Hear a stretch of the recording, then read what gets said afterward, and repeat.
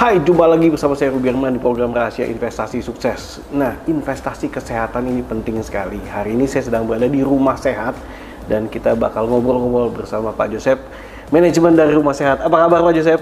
Baik, Pak Ruby. Apa Thank kabar? you buat waktunya nih. Ini zaman sekarang ini kesehatan yang penting sekali nih. Ya. Nah, maka itu saya suka nih, katanya tagline-nya dari Rumah Sehat ini. Ya kan, bahwa memang tua itu udah pasti ya. Iya. Tapi, nah Pak Joseph ini. Jadi konsep kita memang begini Pak Ruby. Iya. Ada orang bilang konsep anti-aging. Konsep anti-aging. Ya. Apakah kita mau melawan kodrat bahwa kita nggak menjadi tua? Nggak bisa. Nggak bisa. Nggak bisa. Tapi iya, yang bisa kita pilih adalah bagaimana kita menua dengan tetap sehat. Nah, itu yang paling penting. Ya, menua tetap sehat. Menua dengan sehat. Oke, menua dengan sehat. Nah, tapi saya suka tadi kata-kata Pak Ruby. Iya. Investasi kesehatan. Karena sehat itu memang mahal. Here's my promise, I will rise and shine.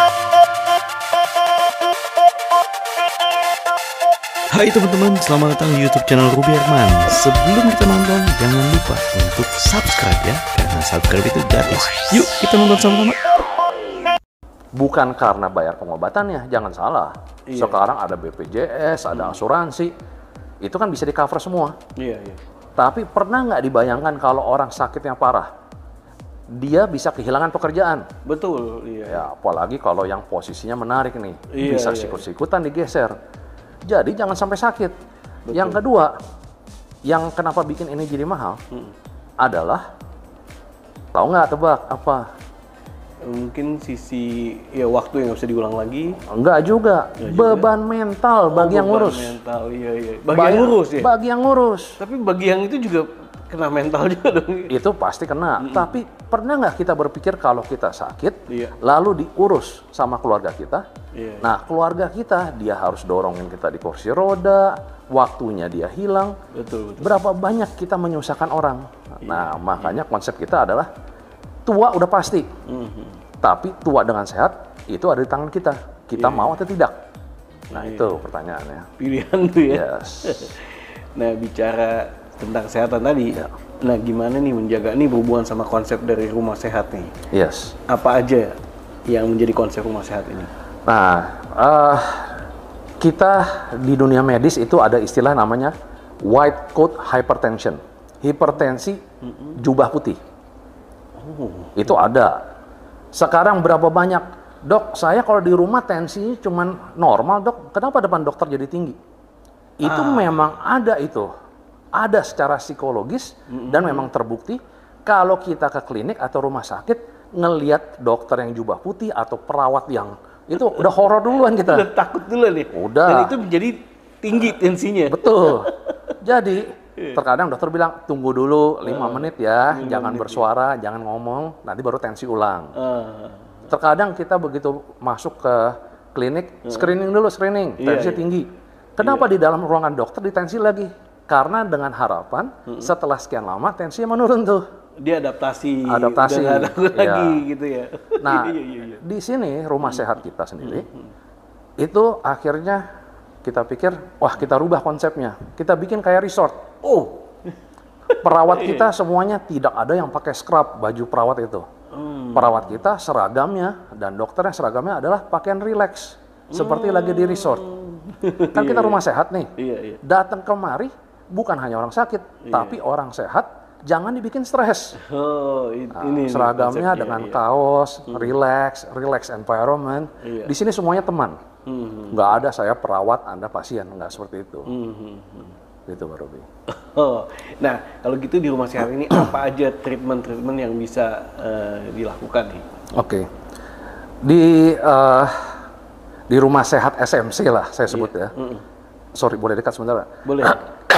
Nah, di rumah sehat ini kita itu punya 3 layanan unggulan dan 2 layanan suportif. 3 layanan unggulan kita, yang pertama kita ada bedah minimal invasif. Bedah minimal invasif. Bedah minimal invasif, bedah regeneratif istilahnya, regenerative surgical.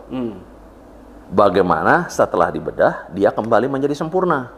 bukannya bedah dibuang. Nah, itu dua konsep yang berbeda lah. Yang kedua, kita adalah namanya pain, klinik nyeri. Klinik nyeri itu tapi pain rehabilitation. Mulai dari rehabilitasinya bagaimana supaya dia bisa kembali berfungsi seperti semula. Kan yang penting kan bagi kita adalah quality of life. Menua dengan sehat, apa sih yang penting sih? Kalau bisa dia jangan jalan sambil sakit, dia nyeri, dia ya penyakit-penyakit orang-orang lansia lah. Tapi dia quality of life-nya terjaga. Nah, lalu yang ketiga, kita adalah regenerative medicine. Regenerative medicine itu barang yang masih di awang-awang, tapi sudah banyak uji klinisnya di mana-mana. Nggak usah jauh-jauh lah. Ini kan Pak Ruby kan ada channel di sosmed. Boleh cari regenerative medicine di Google, di YouTube, dimanapun boleh. Itu akan muncul artikel yang kita baca mungkin seumur hidup pun nggak kelar. Banyak sekali, karena ini adalah satu proses pengobatan yang sangat exciting dan sedang berkembang pesat. Regenerative medicine mungkin sering dikenal dengan stem cell. Ya, jadi kalau mau nanya tentang stem cell, itu adalah regenerative medicine. Pertanyaan saya, Pak Ruby percaya nggak bahwa badan kita bisa mengobati dirinya sendiri? Bisa mengobati diri sendiri? Yes. Kan kita baru lewat zaman COVID. Apa sih COVID kita dikasih? Vitamin, tidur, istirahat, benar nggak? Iya. Nggak ada obat COVID ya kan? Dikasih, makan aja vitamin, yang penting nggak kekurangan vitamin. Iya. Minum cairan, Supaya tidur. jaga imun tubuh gitu ya, itu dia. Sebenarnya bukan hanya imun tubuh. Imun kita beregenerasi melawan itu virus. Melawan itu virus. Ya, jadi regenerative medicine seperti itu. Iya, Contohnya, jadi secara langsung berarti tubuh kita sebenarnya bisa. Bisa. Nah, seperti misalnya kalau orang bilang, kalau bakteri kan harus pakai antibiotik. Benar, memang benar. Tapi itu kan hanya gejalanya doang. Cari dong sumbernya. Kenapa lu bisa ada bakteri awalnya? Nah, mungkin karena antibodi lagi lemah. Regenerative medicine yang disasar itu adalah ujung pangkal penyakitnya. Kita kuatkan imunnya dia, sehingga bakteri juga nggak dapat kesempatan masuk. Nah, gitu caranya, pemikirannya. Jadi ini pengobatan yang exciting, pengobatan bagi orang-orang yang tidak bisa diobati secara konvensional. Dia udah kemana-mana, ternyata nggak sembuh-sembuh. Atau dia mau operasi, tapi dia punya penyakit tertentu, sehingga takutnya kalau dia dioperasi, pendarahan nggak bisa berhenti. Solusinya gimana? Cari dong yang kayak gini, karena udah nggak ada jalan lain kan? Iya. Nah, regenerative medicine. Ini saya sendiri juga masih belajar terus-menerus, karena ini kan perkembangan terus di seluruh dunia. Ternyata saya baru tahu, kalau lambung itu, orang yang sakit mah, lambung itu lapisannya dalam 4 hari dia akan regenerasi. Setiap 10 menit kita sudah berbeda dari kita yang sebelumnya. Karena badan kita sudah ada yang regenerasi. Jadi kalau sakit mah, jangan khawatir. Ada tuh treatmentnya. 4 hari lakukan intermittent fasting. Itu selnya ini. Itu bonus lah, gratis lah untuk pemirsanya ini lah. Intermittent fasting. 4 hari intermittent fasting, penyakit lambungnya itu sembuh dengan sendirinya. Penyakit lambungnya ya. Iya, penyakit lambungnya. Tapi intermittent fasting yang sering terjadi adalah dia itu kekurangan nutrisi. Nah, itu malah jadi bahaya, kontraproduktif. Iya. Nah, makanya intermittent fasting itu perlu dikombinasi dengan nutrisi yang cukup. Nah, itulah yang kita lakukan di SMC sini. Seperti liver. Ternyata liver itu badan kita nih mesin yang sangat hebat. Liver kita potong separuh, kita sumbangkan donor untuk orang. Dia dalam waktu beberapa minggu dia akan tumbuh lagi, mengisi rongga livernya. Jadi kita itu dari dulu sudah bisa regenerasi. Kan kita di sini kan pengobatan kita kan menekankan bukan hanya modern healthcare. Regenerasi memang orang konsepnya baru. Padahal leluhur kita itu sudah nenek moyang tuh sudah ada ini regenerative medicine. Sorry. Sekarang kalau kita ke luar negeri, mau di Singapura, Australia, Amerika, bahkan di Indonesia pun ada itu jamu pon-pon katanya pas zaman iya, COVID minum itu kan. Pon, iya. Apa sih kunyit lah, temulawak, beras Iya. kencur gitu kan, jahe. Jamin semua. Yang sekarang lagi ngetren di mana-mana. Turmeric isinya apa? Kunyit. Kunyit ini sudah dipakai dari zaman dulu untuk Iya, menghilangkan inflamasi. Oh iya. Nah, tapi ternyata kunyit itu tidak bisa diserap tanpa tambahan aditif-aditif yang lain. Mesti dikombin. Iya, Mesti dikombin. Nah, jadi sebenarnya itu kita itu ada namanya ancient wisdom, kebijaksanaan leluhur kita, Iya. ya, modern healthcare. Oh. Jadi di sini bukan semuanya dengan, oh gua sakit ini dikasih resep obat. Resep obat itu cuma sementara, itu hanya untuk tambelan doang nih gejalanya. Tapi di sini dokter kita semuanya itu sepemahaman bahwa kita harus mengobati dari ujung pangkal permasalahan, ujung masalah penyakit kita. Iya. Dengan cara regeneratif, kalau bisa pakai kunyit tadi atau pakai regeneratif yang lain, nah itu kita bisa sehat alami tanpa obat. Oh, tanpa obat. Obat iya. bahaya, jangan salah, obat itu bisa merusak organ yang lain. Ada efek sampingnya lagi. Ada yang Iya. seperti itu. Oke. Ya, ada yang malah memproteksi, ada yang malah kontraproduktif. Tapi alangkah indahnya kalau bisa sehat alami tanpa obat. Nah, Ya. iya. Nah, cara kerjanya stem cell ini ke tubuh ini gimana nih? Oke. Diapain sih gitu? Ini kan masih riset saat ini. Iya. Stem cell seluruh dunia masih riset. Tapi yang saya pelajari, stem cell itu, manusia itu dilahirkan punya stem cell. Oh, udah ada. Semua tuh punya stem cell. Kalau nggak kita nggak bisa bertumbuh kembang. Oh iya betul.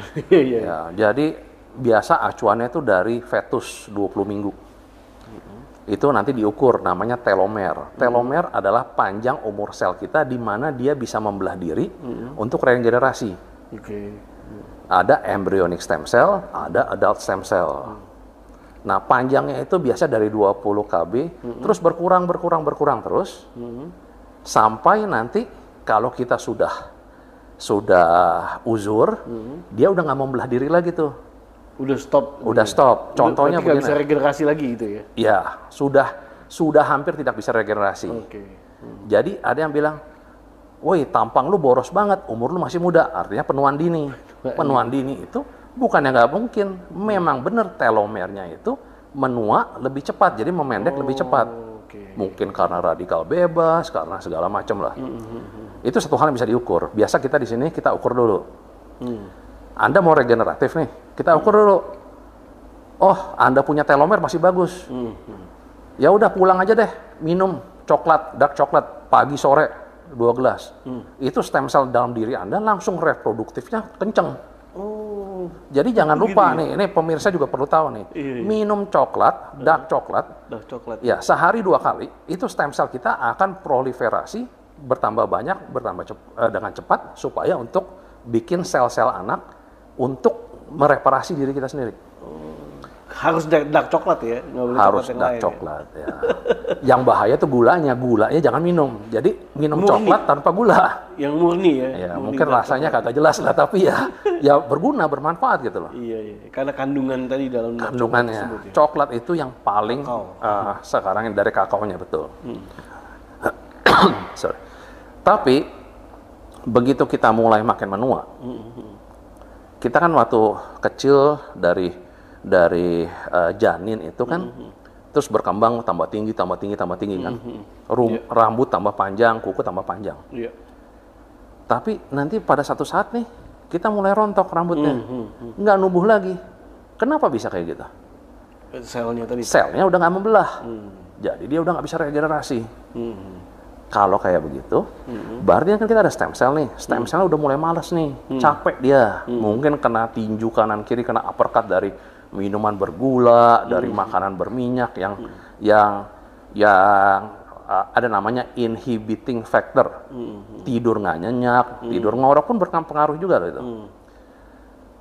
Jadi yang kita lakukan adalah stem cell ini dimasukkan ke dalam badan untuk transplantasi dan menjadi satu dengan stem cell badan kita. Membuat sel-sel anak. Contohnya gini lah, peternakan sapi gitu ya. Iya, iya. Peternakan sapi, tapi dia mau punya sapi bibit unggul. Iya, dia impor doang pejantannya. Oke.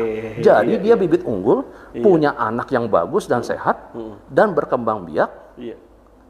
untuk mereparasi diri kita sendiri. Jadi stem cell itu ada di badan kita. Dari luar, stem cell ini hanya stem cell yang menjadi booster untuk kawin dengan stem cell dalam badan kita. Dan nanti membelah diri. Membelah diri. Produksi di dalam. Yes. Jadi membuat kita tambah sehat, Betul. tambah fit gitu. Nah, tapi gini, Pak Ruby, stem cell itu barang yang lucu. Kenapa nih lucunya nih, Pak? Lucunya begini, ya mungkin kan kita bukan body shaming lah ya, Pak Ruby sama saya mungkin 11-12 lah ukuran bodinya lah ya. Iya, Pak. Ternyata stem cell badan kita, kalau kita banyak makanan yang berprotein tinggi, yang berkualitas tinggi, kalau kita kebanyakan makan, itu disimpannya stem cell bagus dalam lemak. Jadi namanya tuh ada sekarang yang stem cell dari lemak, adipose derived stem cell, atau sering dibilang juga ada yang istilahnya SVF. Itu lemak kita diambil, diproses, dimasukkan lagi ke dalam badan kita. Itu yang namanya autologous stem cell. Nah, ada juga yang namanya itu allogeneic. Allogeneic itu dari inti donor cell. Jadi kalau kita badan kita, ya mohon maaf nih, kalau kita kena penyakit yang kita punya telomer udah pendek sekali lah, mungkin udah di bawah 5. Itu mau diambil apapun dari badan kita, itu adalah stem cell bagus diambil dari tubuh yang stem cellnya sudah kurang bagus. Jadi yang bagus dari yang kurang bagus ya. Iya, iya. Itu ya mungkin itu lebih baik dilakukan transplant dari allogeneic tadi. Kan di Indonesia itu ada 10, mungkin 11 lah sekarang, karena baru ada satu lagi yang dapat sertifikasi dari BPOM ya, dari Kemenkes BPOM lah. Nah itu memang hanya klinik-klinik tertentu, klinik utama minimal yang bisa melakukan proses transplantasi stem cell ini. Dibilang transplantasi bukan transplantasi seperti yang untuk transplantasi jantung atau enggak. Tapi itu istilahnya seperti itulah. Tapi itu bukan hal yang mengerikan. Prosesnya hanya diinfus saja. Oh, diinfus ya? Kita nanti bisa lihat ya, Pak? Bisa. Kebetulan lagi ada pasien yang lagi butuh tindakan itu. Kita bisa lihat. Jadi mungkin nggak sengeri yang dibayangkan gitu ya. Gitu. Biar enak lihat langsung ya. Yes. Nah, sebelum melakukan transplantasi atau itu stem cell tadi, ini ada syarat dan ketentuannya nggak sih, Pak? Ada. Jadi gini, sebelum masuk ke sana, kan orang nih pakai stem cell nih, kebanyakan tuh adalah untuk 2 atau 3 hal lah. Yang pertama adalah untuk kebugaran, menjaga diri, preventif, pencegahan. Okay. Ya. Yang kedua, kalau dia melakukan pengobatan konvensional, seperti saya baru dapat ceritanya, dia luka diabetes. Luka diabetes, dia memang dilakukan perawatan luka. Tapi supaya lukanya nyambungnya lebih sempurna, kulit lebih sempurna, ditambahkan stem cell. Bisa juga. Yang ketiga, ini sudah life savings, sudah tidak ada jalan keluar. Nah, ketiganya ini potensinya berbeda-beda stem cell itu. Stem cell itu kan dinilai dari jumlah selnya dan lain sebagainya. Tapi kembali lagi ke transplantasi stem cell tadi. Kebetulan di SMC sini kan kita kan melakukan riset berbasis telomer. Kita ukur telomer orang nih. Oh, dicek dulu. Ya. Iya. Kita ini kan bekerja sama dengan beberapa universitas dan dosen-dosennya lah. Jadi kita ukur kalau telomernya pakai stem cell jenis A, itu dia penyakit degeneratif seberapa pelan dia menurunnya panjang telomer tadi. Nah, atau bisa memanjang kembali. Nah, itu selalu kita tes tuh. Nah, kita di sini ada namanya nano stem cell. Nano stem cell dan siap stem cell. Kita tidak bikin stem cellnya. Stem cellnya itu beli dari pabrik yang 10 ini yang sudah disertifikasi tadi. Sebenarnya kita nggak beli lah itu karena ini kan masih dalam ranah penelitian. Kita itu menggantikan biaya pemrosesannya tersebut. Kita tidak, jadi stem cell-nya dari yang readily available, kita hanya membuatnya lebih efektif, lebih gampang diserap tubuh. Nah, jadi kalau nano stem cell tadi, bukan yang dimasukkan itu adalah nano stem cell. Tapi stem cell di badan kita yang dirubah menjadi partikel nano supaya bisa menyerap yang akan ditransplant. Yang itu harganya jauh lebih murah daripada yang stem cell yang orang sekarang gosipnya, ratusan juta, itu banyak di YouTube, ratusan juta. Kita bisa mencapai hasil yang maksimal dengan biaya sepersekiannya dari yang mahal itu. Dengan konsep nano stem cell dan siap stem cell. Satu adalah allogenik, satu adalah autologous dari diri sendiri atau dari donor. Kalau yang ini pengecekannya memang harus dicek yang tadi Pak Ruby tanya. Yang pasti cancer markernya, tumor marker kita harus cek. Jangan sampai tumor dan kansernya berkembang menjadi ganas, malah kontraproduktif nih. Iya, dimasukin. Malah dimasukin yang sehat bukan itunya, tapi yang sehat kankernya atau tumornya ya. Itu yang berbahaya bagi kita.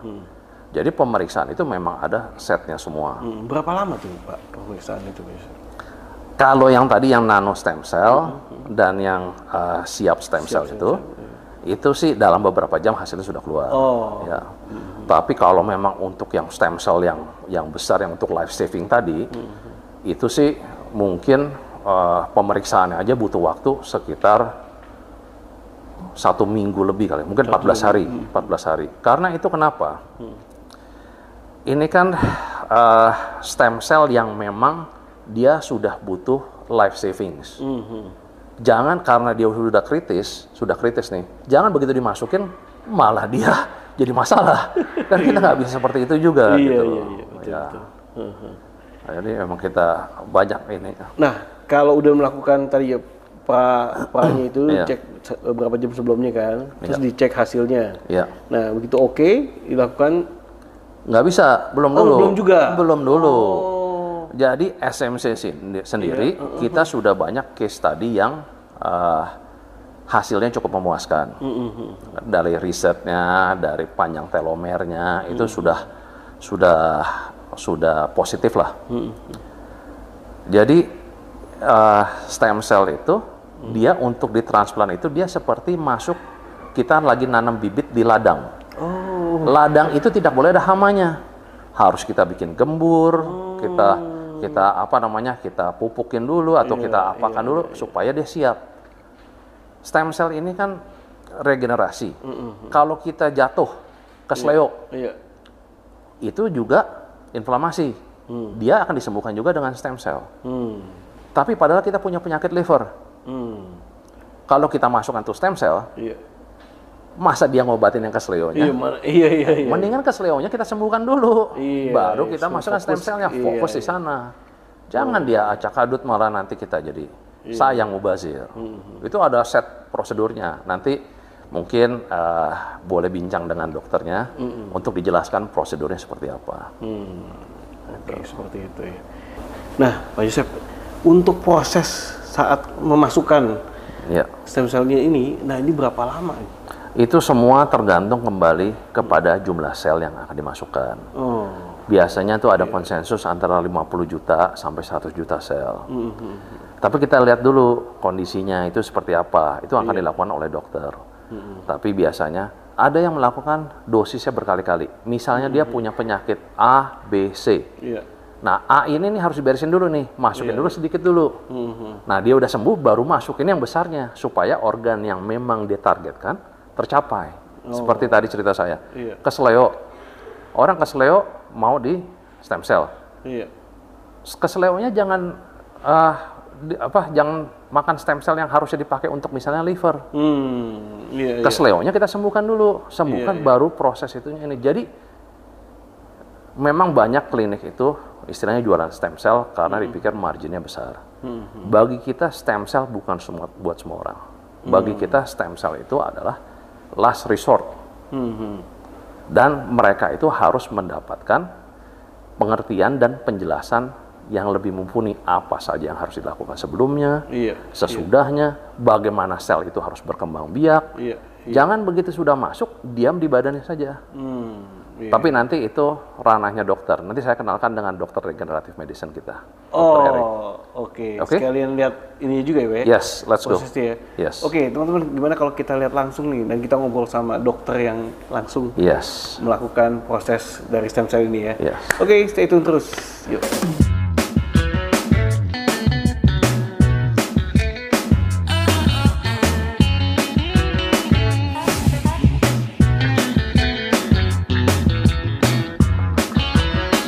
Di rumah sehat ini kita juga ada seorang atlet nih. Halo, boleh kenalan? Halo, ya, nama saya Rinaldi Atmanegara, saya atlet taekwondo.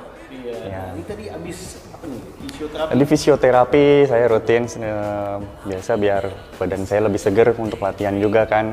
Misalnya ada cedera-cedera, jadi biar lebih cepat untuk penyembuhan. Oh, kenapa ada cedera dulu? Ya biasa namanya juga atlet bela diri kan ya, pasti ada aja yang namanya hamstring ketarik ataupun ankle atau yang lebih parahnya lagi mungkin patah tulang kayak kalau misalnya lagi sparring nggak sengaja atau apa mungkin kena tulang retak gitu. Nah, tadi kamu juga melakukan treatment stem cell juga ya? Betul. Kenapa kamu melakukan ini? Ya, karena stem cell itu regenerasi untuk tulang lebih cepat. Yang biasanya regenerasi tulang itu kan 7 tahun. Nah, dengan adanya stem cell ini, dia hanya 1 tahun aja. Jadi stem cell itu bisa menjaga tulang bisa, supaya recovery lebih cepat. Iya, Daripada nunggu lama-lama betul. kayak ini ya? Iya, karena saya udah pengen banget latihan lagi. Jadi ya segera saya stem cell biar cepat pulih. Saya cepat Produktif lagi? betul. Oke. Sip. Gimana kesan-kesan kamu menggunakan stem cell ini? Enak, badan juga lebih segar, tulang yang bermasalah bisa lebih cepat terrecovery. Ya. Thank you ya. Halo dokter, apa kabar? Halo. Wah, ketemu lagi. Iya, udah kita ketemu lagi, Mas Aduh, senang Rudi. sekali. Nah, dokter, tadi kan saya habis ngobrol nih sama Pak Joseph. Iya. Nah, tadi kan dijelasin detail banget tuh. Nah, katanya saya pengen lihat langsung nih, dokter. Prosesnya ya. Prosesnya dari stem cell ini. Baik. Nah, senang sekali nih, Dok. Wah, dapat kesempatan ngelihat langsung. Baik. Nah, ini kebetulan kita ada yang sedang stem cell Ya, ya menggunakan 100 juta sel. 100 juta sel. Iya, 100 juta Waduh. sel. Jadi Baik. langsung sehat ya, Dok ya. Oke, gimana, Dok, prosedurnya, Dok? Nah, dalam prosedurnya pastinya kita lakukan dulu persiapannya sebelum tahap ini nih sebenarnya ada prosedur-prosedur yang harus dilakukan. Nah, prosedur-prosedur yang dilakukan itu adalah persiapan. Nah, dalam persiapannya itu Iya. saya itu lakukan seperti seorang Pak Tani yang mau menanam bibit. Oh, iya, Jadi iya, kita siapkan tanahnya dulu. Iya, siapin tanahnya dulu. Oke. Nah, dari tanahnya sudah dirapikan, dari ilalang, dari rumput-rumput, udah dapet tuh satu petakan. Nah, Iya. otomatis di situ kan kita belum tahu nih, masih unsur haranya bagus atau tidak, gembur atau tidak, biasanya padat ya. Jadi kita bajak, terus kita gemburkan, kita kasih pupuk. Nah, Iya. habis itu kita beri air. Nah, sama seperti badan ini, badan kita. Iya. Jadi kita bersih-bersih dulu. Nah, Bersih-bersih dulu. bersih-bersih Oke. dulu Iya. bisa melakukan treatmentnya adalah salah satunya biasanya kita lakukan ozon terapi. Oh, Kita lakukan hidrokolon. Kita lakukan ozone infiltration jadi dari bawah ya. Habis itu kita masuk red light. Oke. Juga. Jadi fungsinya banyak. Semua ada di sini, Dok ya? Semuanya di sini. Iya, Nah, iya. dari semuanya sudah dilakukan, termasuk pemberian nutrisi juga. Oh. Nah, jadi seperti tanah tadi Iya, itu iya, iya, kita iya, bajak, kita gemburkan, kita kasih nutrisi, kita kasih air. Iya, iya. Oke, selanjutnya setelah masanya sudah oke, kita lakukan namanya harinya. Harinya. Nah, seperti Ini ini. memasukkan stem cell-nya gitu, Dok ya? Betul, harinya dan memasukkan stem cell. Nah, tadi kan saya penasaran, seperti apa sih memasukkan stem cell-nya ini? Oke, inilah dia. Kita menggunakan alat pump injection langsung ke pasien karena dilakukan mengandungkan monitor ya pelan-pelan. Jadi nggak Oke. mungkin saya menyuntikkan. Gitu. Dan prosesnya agak panjang. Oke. Dan kalau menggunakan ini jadi stabil dia. Oh, ternyata nggak ngeri ya dok ya? Enggak. Kirain ngeri gitu, ternyata kayak infus biasa ya dok ya? Betul, seperti infus biasa. Di sini infusnya yang isinya sudah 100 juta sel dengan dibantu alat injection pump, habis itu tinggal masuk deh. Jadi saya tidak usah menyuntik dengan posisi agak lama ya. Jadi sudah dibantu sama alat ini. Iya. Nah, dari proses ini selesai, itu juga belum selesai sebenarnya. Oh. Masih ada treatment selanjutnya, namanya post treatment. Tadi pre treatment kita lakukan, habis itu post treatmentnya. Dalam post treatmentnya itu otomatis juga sama. Kita akan seperti setelah taruh bibit itu kita jaga. Ya Pak Tani dikasih lah batas-batas supaya tidak diinjak-injak. Nah, sama. Kita juga. Jadi kita berikan nutrisi, kita berikan hiperbarik. Oksigen murni. Ya, jadinya itu supaya maksimal semua yang kita tanam di dalam tubuhnya gitu. Karena sel ini pintar tapi belum maksimal gitu. Jadi harus disiapkan dan dijaga setelahnya. Ya, seperti kita tanam tadi. Kalau kita cuma nanam lempar aja tumbuhnya ya mungkin tumbuh tapi tidak sampai semuanya tumbuh. Tapi kalau kita siapin semuanya, akhirnya tumbuhannya tuh bisa rata semuanya tumbuh. Beda berapa hari sih dok biasanya setelah suntikan seperti ini? Setelah dilakukan postnya itu berapa? Nah, jadi dari pre dan postnya itu kita biasanya 2 minggu untuk sebelum penyuntikan, habis itu 2 minggu juga setelah penyuntikan. Jadi istilah kurang lebih 1 bulan kita persiapkan agar semuanya maksimal. Oh, oke. Yang pasti ini banyak sekali manfaatnya ya dok ya? Betul, sangat. Karena saya bilang tadi, sel ini adalah sel yang pintar. Jadi semua organ yang ada kerusakan, dia langsung ganti seperti puzzle aja. Gitu. Nah, biasanya saya meminta dulu rapotnya. Jadi terkadang datang ke saya, dok saya hanya butuh organ ini saja atau bagian ini saja yang diperbaiki. Tapi saya tetap minta medical check-up-nya dulu, agar kita tahu ternyata ada silent yang dia tidak ketahui. Dan sedangkan sel ini yang kita bilang pintar tadi, jadi memperbaiki juga yang lain. Nah, terkadang pas waktunya tidak semuanya, jadinya nggak dapat. Contoh, misalkan kita fokus di satu, misalkan ada low back pain. Nah, ternyata dia punya masalah di hati, punya di ginjal. Nah, selama ini pasien tidak tahu. Yang tahunya cuma saya nyeri pinggang. Jadi pengennya pas disuntikin kan ini yang sembuh. Ternyata ini silent. Kayak makanya kita periksa medical check-up-nya dapat. Jadi misalkan ini 100 juta sel, otomatis dibagilah sama mereka semua. Jadi nggak cuma satu. Jadi mungkin makanya pasien ngerasa saya kok nggak ada efeknya, nggak signifikan ya karena silent-nya ada. Nah, kalau kita dari awal dan kita duduk dulu, jadinya pasien juga mengerti. Oh, mungkin kebutuhan saya nggak 100 juta sel, saya mesti nambah lagi di atas 100 juta sel gitu. Makanya semuanya harus dilihat kebutuhannya untuk pemberian stem cell ini.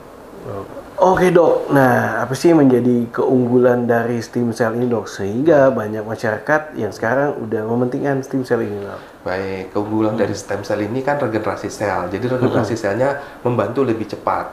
Ya sebenarnya tubuh manusia juga sudah ada regenerasi selnya, tapi kita mesti ingat, semakin umur kita bukan semakin muda, berarti semakin umur ya. Senior ya dok ya? Nah, senior. Saya bilang tua nanti nggak enak. Semakin umur inilah regenerasi sel semakin lambat. Nah, dengan pemberian stem cell ini lebih cepat. Jadi lebih unggul pastinya dari yang lainnya gitu. Dengan membantu dengan regenerasi sel lebih cepat, otomatis cepat sembuh, cepat sehat, cepat pulih. Itu sih keunggulannya dari stem cell ini. Oke, waduh dokter Erik, thank you so much ya dok. Sama-sama Mas Ruli, terima kasih. Bisa lihat secara langsung prosesnya dan juga bisa ngobrol sama dokter. Sukses terus dok. Terima kasih Mas Ruli, sama-sama sukses.